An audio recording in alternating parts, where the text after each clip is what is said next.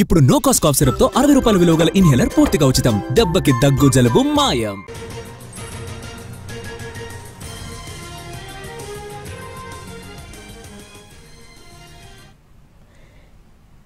ఏపీలో ఐపీఎస్ల బదిలీలు జరిగాయి. 14 జిల్లాలకు కొత్త ఎస్పీలను నియమించింది ప్రభుత్వం. 7 జిల్లాలకు కొత్త ఐపీఎస్ అధికారులను నియమించగా మరో 7 జిల్లాలకు ఇతర జిల్లాల నుంచి బదిలీ చేశారు. 12 జిల్లాల్లో పాత వారినే కొనసాగించింది ప్రభుత్వం. ఏపీలో భారీగా ఐపీఎస్ల బదిలీలు జరిగాయి. ప్రస్తుతం దానికి సంబంధించి బ్రేకింగ్ చూస్తున్నాం. 12 జిల్లాల్లో పాత వారినే కొనసాగించింది సర్కార్.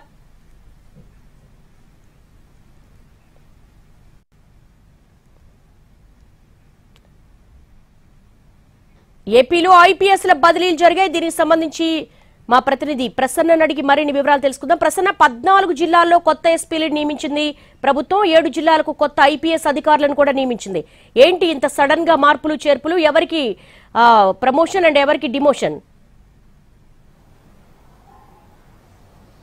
అంటే ప్రధానంగా ఈ ఎస్పీలకు సంబంధించి ఒక సుదీర్ఘ కసరత్తు ఇవాళ జరిగిందని చెప్పుకోవచ్చు. సీఎం చంద్రబాబు డీజీపీ హోంమంత్రి అనితతో ఒక ఉన్నత స్థాయి సమీక్ష సమావేశం నిర్వహించడం, అదేవిధంగా ఎస్పీల మార్పు చేర్పులకు సంబంధించి వాళ్లతో కూడా చర్చించడం ప్రధానంగా జరిగాయి. 12 జిల్లాలకు సంబంధించి ఉన్న కలెక్టర్లను కొనసాగించడం, 14 జిల్లాల కలెక్టర్లు 7 కొత్త వాళ్ళని వేయటం, 7 ఇతర జిల్లాల నుంచి మార్పులు చేయడం. ఈ 14 జిల్లాల్లో ప్రధానంగా దీని మీద ఫోకస్ పెట్టిన పరిస్థితి. మీరు చెప్పినట్టు ప్రమోషన్ డిమోషన్ విషయంలో కూడా చాలా క్యాలిక్యులేషన్ గా నిర్ణయం తీసుకున్నారు. బీఆర్ అంబేద్కర్ కోనసీమ కు సంబంధించి రాహుల్ మీనా, బాపట్ల ఉమామహేశ్వరం, నెల్లూరు అజిత వేజెండ్ల, తిరుపతి సుబ్బారాయుడు, అన్నమయ్య ధీరజ్ కునుగులు దీనికి సంబంధించిన మార్పులు చేర్పులు ప్రధానంగా జరిగిన పరిస్థితి. ఇక శ్రీకాకుళం, పార్వతీపురం, విశాఖపట్నం, అనకాపల్లి, అల్లూరు సీతారామరాజు, కాకినాడ, ఈస్ట్ గోదావరి, వెస్ట్ గోదావరి, ఏలూరు, ఎన్టీఆర్ ఈ ఎస్పీలను మాత్రం యథాతథంగా కంటిన్యూ చేస్తున్న పరిస్థితి అయితే ప్రధానంగా కనిపిస్తూ ఉంది. దీని మీద ఒక సుదీర్ఘ కసరత్తే జరిగిందని చెప్పుకోవచ్చు. అంటే గతంలో ఎప్పుడూ లేని విధంగా లా అండ్ ఆర్డర్ కి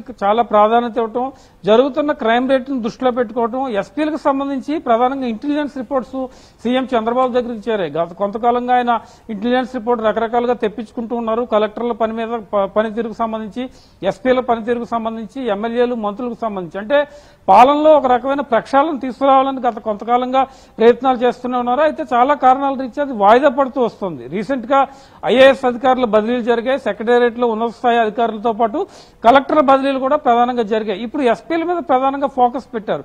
ఎస్పీలు అంటే జిల్లాలో లా అండ్ ఆర్డర్ కంట్రోల్ చేయటం, డ్రగ్స్ కానీ, గంజాయి కానీ, లేకపోతే మహిళలు, చిన్నపిల్లల మీద జరుగుతున్న దాడులను విపరీతంగా అరికట్టడంతో పాటు మంత్రులు కానీ, ఎమ్మెల్యేలు కానీ అసాంఘిక కార్యక్రమాలకు ప్రమోషన్ చేసినా, వాళ్ళు ఎలాంటి లెటర్స్ ఇచ్చినా ఆ విషయంలో కూడా చాలా డీటెయిల్ గా చర్చించే నిర్ణయాలు తీసుకోవాలి, ఎలా పడితే అలా నిర్ణయాలు తీసుకోవద్దనే ఇండికేషన్ కూడా ప్రధానంగా ఇచ్చారు. ఈ రోజు జరిగిన ఎక్సర్సైజ్ లో ప్రధానంగా ఎస్పీలకు అదే చెప్పడం జరిగింది. ఎల్లుండి జరిగే కలెక్టర్ కాన్ఫరెన్స్ తర్వాత మీటింగ్ లో కూడా ఇదే విషయాన్ని చంద్రబాబు చెప్పదలుచుకున్నారు. మొత్తానికి ఒక భారీ స్థాయిలో మార్పులు జరిగాయని చెప్పుకోవచ్చు. 12 జిల్లాలు యథాతథంగా ఉంచిన మిగిలిన 14 జిల్లాల వరకు 7 కొత్త అధికారులు వచ్చారు. 7కి ప్రమోషన్ తో కూడా ఎస్పీలుగా అయ్యే అవకాశం వచ్చింది. కాబట్టి పూర్తి స్థాయిలో ఒక పట్టు సాధించేందుకే ఈ రకంగా ఎస్పీల ప్రమోషన్లు కావచ్చు, బదిలీలు కావచ్చు, లేకపోతే ఎస్పీల మార్పుకు సంబంధించి ప్రభుత్వం ప్రత్యేక దృష్టి పెట్టిన పరిస్థితి అయితే ప్రస్తుతం మనకి కనిపిస్తూ ఉంది.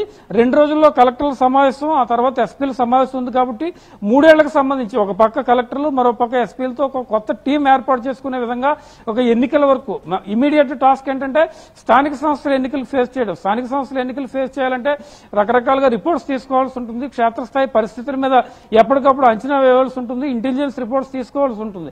ప్రస్తుతం అంచనాల ప్రకారం వాటిని డీటెయిల్డ్ గా ఫేస్ చేయాలంటే అధికారుల మార్పు తక్షణ అవసరాన్ని గుర్తించారు. అందులో భాగంగానే ప్రస్తుతం ఈ ఎస్పీల మార్పు జరిగిందని మనం చెప్పుకోవచ్చు. All right Prasanna, thanks for the updates. ఏపీలో